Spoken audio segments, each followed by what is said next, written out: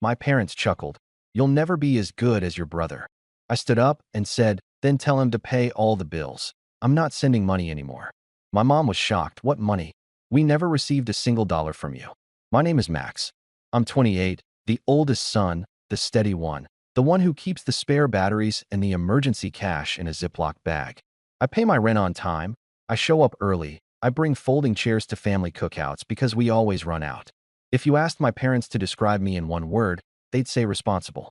If you asked for the second word, they'd say quiet. My younger brother, Qley, is the opposite. He's the story, star of the soccer team, the one with the smile that makes waiters throw in free desserts. He's the guy my parents love bragging about. Every family update turns into a Qley highlight reel. New job, new car, a friend in real estate who knows someone huge. They say it like an incantation, proof that we're doing fine as a family because Qley is shining. I used to joke that I was the background music while Qley was the lead singer. Except the joke stopped being funny around age 22, when I was working double shifts and still showing up to fix the Wi-Fi and replace the light bulbs at my parents' place because Dad's back hurts and Mom shouldn't be on a ladder. They never asked how I was. They asked what I could do.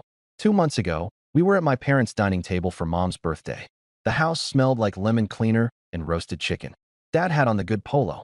Aunt Rita kept rearranging the flowers like that would make the room richer. I brought a carrot cake from the bakery Mom likes, the one with the thick cream cheese frosting. Qley strolled in late with no dessert, no card, just a grin and a story about almost meeting someone from a startup. Everyone laughed like he'd just won a prize. We sat down. Mom opened gifts. A scarf from Aunt Rita. A candle from Dad's co-worker's wife. Qley handed over a small box, earrings. Real silver, he said, winking. He didn't say who paid. Mom gasped like she'd been handed the moon. I don't know why I expected a thank you for the cake. That's on me. Then Dad refilled his wine, glanced at me, and said it. You know, Max, you'll never be as good as your brother. He chuckled like it was a harmless joke. Mom chuckled too. The table joined in. Qley laughed the loudest. I heard it as a sentence, not a joke. I put my fork down. My cheeks were hot. In my head, I counted 11 months of covering their electric last year when Dad's hours got cut. 31 gas fill-ups after Mom's car just needed a little help. 22 transfers labeled groceries because the fridge was empty and your brother is between paychecks. I counted like breaths. Wow, Aunt Rita said, watching me. Don't be sensitive, honey. I wasn't crying. I was stoned. In that quiet, Mom added lightly. We just want you to be more ambitious, that's all. I reached for my water. The glass shook a little. I told myself to swallow it. Smile. Make a joke. Keep the peace because that's what I do.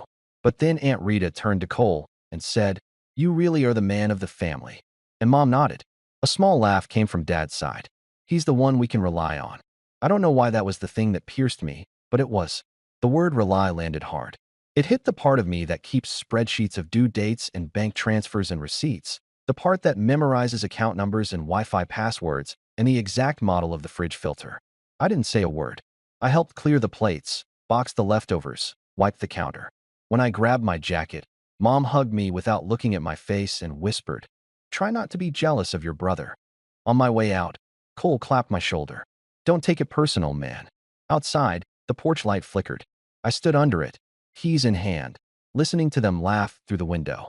I thought of the Zelle notification from that morning. $2.20 to Mom, groceries. I'd sent it without thinking, like I always did. My phone buzzed. A text from Mom. We love you. Bring paper towels next time, we're out. No heart emoji. No thank you. Just a list. I drove home in silence. I put the carrot cake box in my fridge, even though it was half empty. I sat on the couch and stared at the receipts folder in my email that I'd been building for years like a weird hobby. Little green check marks. $80, $115, $400, $900. It all blurred. The next morning, Dad called and left a voicemail I didn't answer. Hey, kiddo, don't be dramatic. Family jokes. I played it twice. Then I opened my banking app and scrolled, and scrolled, and scrolled. That night, I realized the joke was on me. And in the middle of that realization, while I was checking the date of a transfer labeled utilities, my screen lit up with a group chat notification. Family dinner Sunday, 6 p.m. Don't forget, Mom wrote. I stared at the words for a long time and felt something in me tilt. The money started when I was 21 and thought helping out was what good sons did. Dad called one January after a snowstorm. Power bill's a little high this month. Can you spot us $120? I'll pay you back Friday. He didn't pay me back Friday.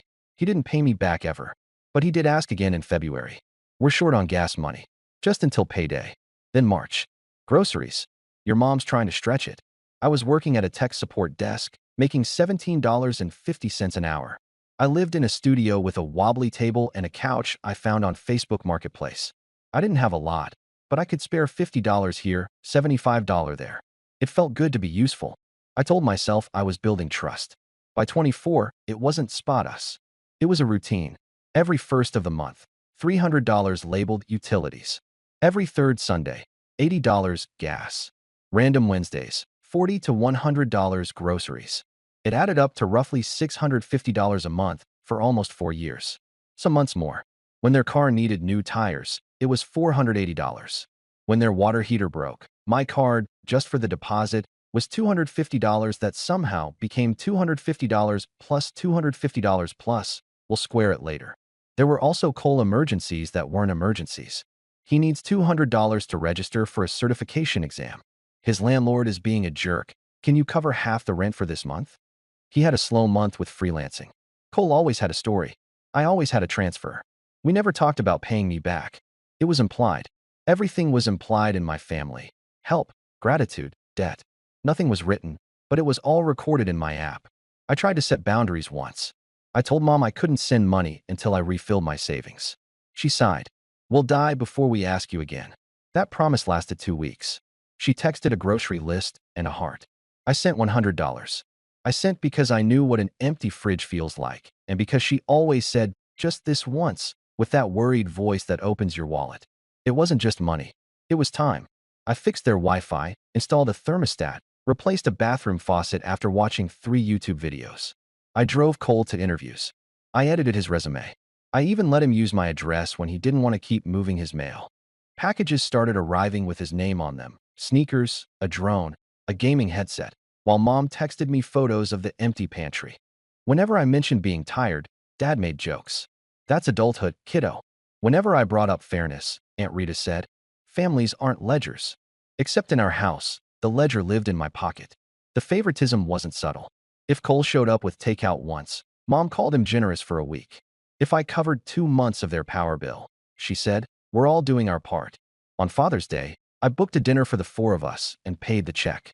You shouldn't have, Dad said, and then turned to Qley to ask about his big plans at a company where he didn't actually have a job yet. The worst part was how they rewrote things in real time. Thanksgiving last year, Aunt Rita asked who helped with the water heater. Mom smiled at Qley. Our boy made some calls. I looked at my bank app under the table and saw plumber deposit $250. I said nothing. It's easier to be quiet than to be called dramatic. Meanwhile, my own life was just small. I wasn't struggling, but there was always that one bill I'd push a week, that one dinner I'd skip with friends because I'd sent $200 at 3 p.m. for urgent car insurance. My savings plateaued. When my coworkers planned a weekend trip, I pretended I had other plans. I didn't. I had a spreadsheet. I used to think they didn't know, that maybe the details were fuzzy in their heads. But they knew. They knew because Mom would say things like, you're so dependable, and then follow it with, since you're so good with money. Dad would call on payday and just check in. Qley would text, you're a lifesaver, man. I'll pay you back when my commission hits. No commission hit. New sneakers did. 3 moments stand out. First, the Christmas where I gave Mom a weighted blanket and she hugged me like I'd handed her a towel at the gym. Qley gave her a spa voucher he got free through a friend, and she cried. At the end of the night, I found a sticky note on the counter. Max, could you Venmo $150? We're short on rent. Second, the time my car needed brakes. I had to choose between paying my mechanic or sending $220 to my parents for overdue electric, urgent. I paid theirs. 3 weeks later, Mom posted a photo from a restaurant on Facebook.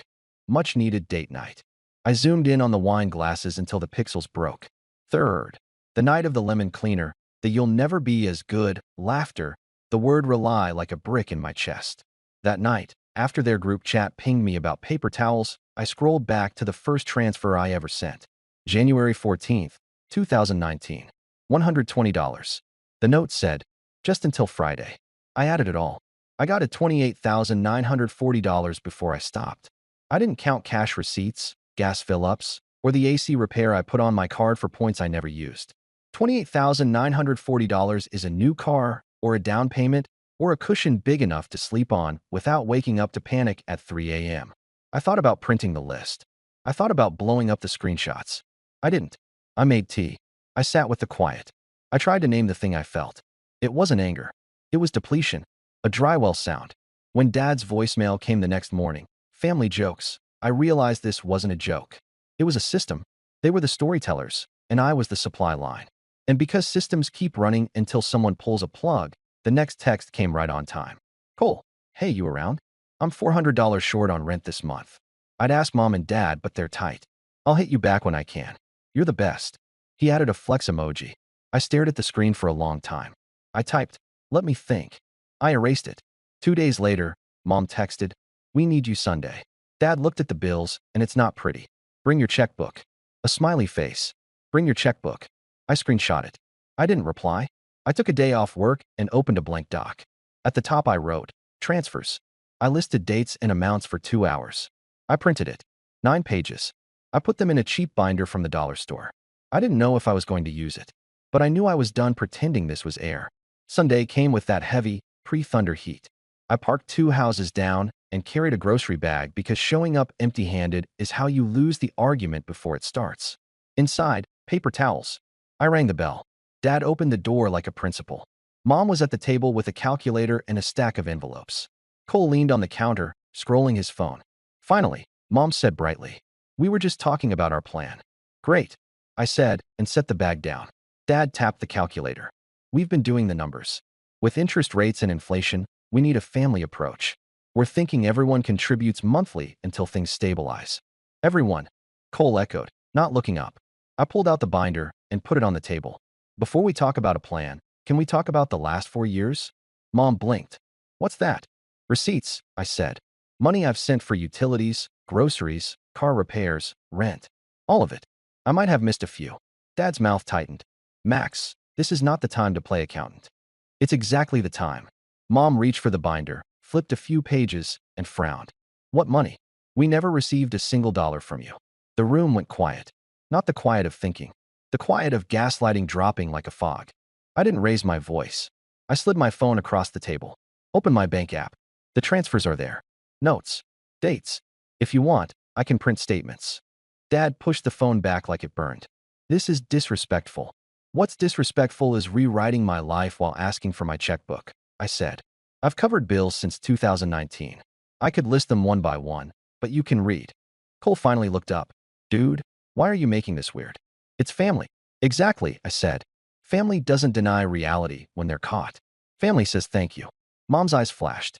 After all we've done for you, the greatest hits album, you're going to throw money in our faces? I'm not throwing it. I'm acknowledging it. I took a breath. My hands were steady. You've depended on me for years.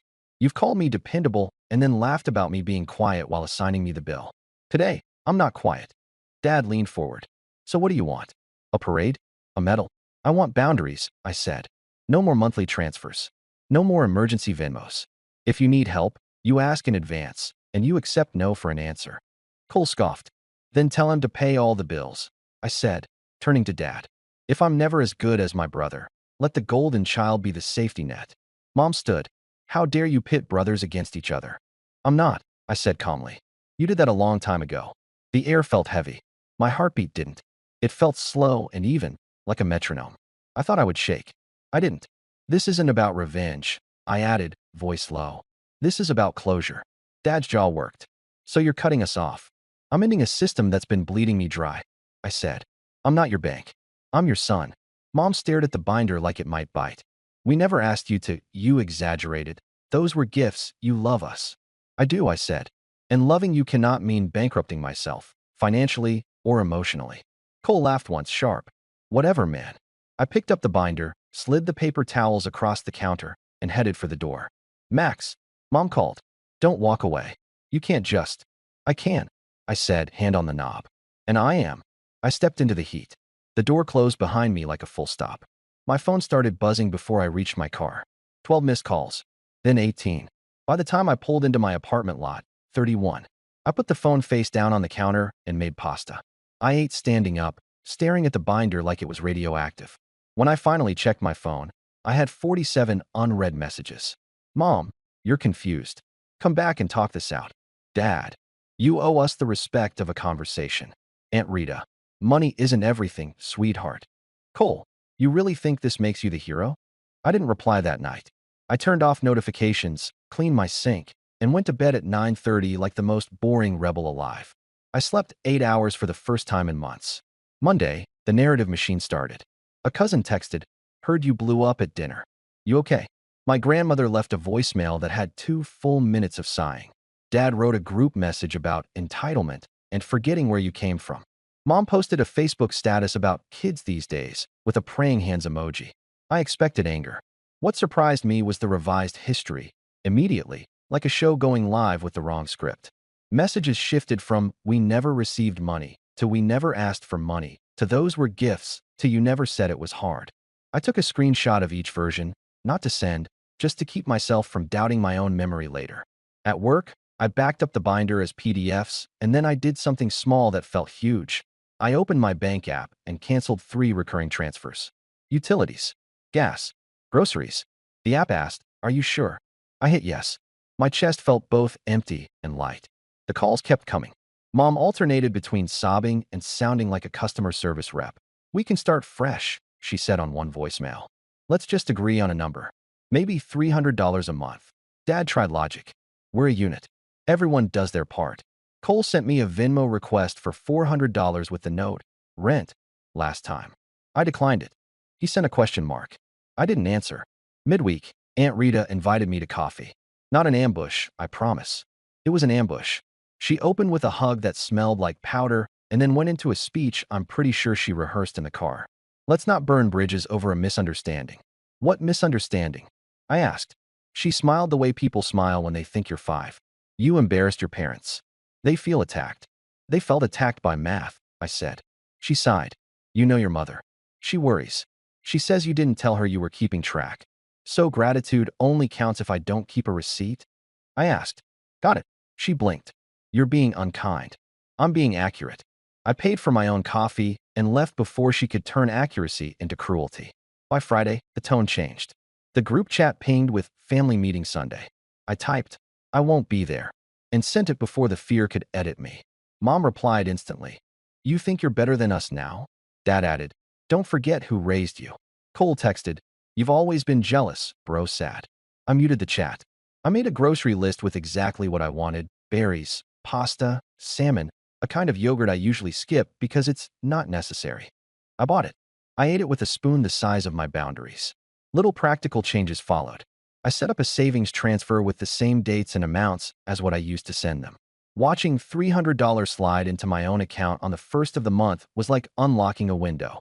I booked a dentist appointment I'd been putting off. I called a therapist and said, "I need help untangling guilt from responsibility." She said, "That's a job I do a lot." At night, the temptation to explain buzzed in me like a mosquito.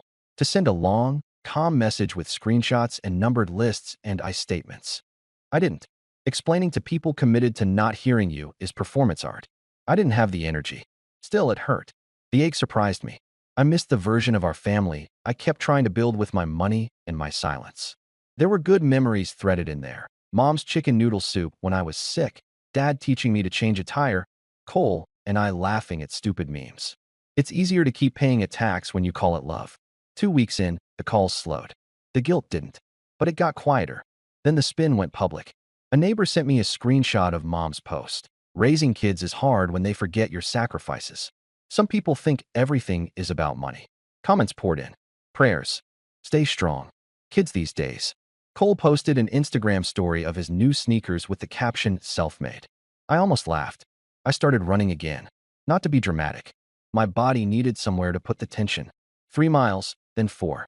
I listened to a podcast about boundaries. The host said, "Say no without a paragraph." I practiced in the mirror. No, it felt like a secret language. The third Sunday, the day I used to send gas money, I drove past my parents' house. Old habit. I parked a street away and sat there like a ghost. Through the window, I could see them around the table. My chair was empty. I felt loss and relief braided together. That mixes grief, I guess. The next day, A new number called. It was Dad's coworker's wife, the one who gave Mom the candle.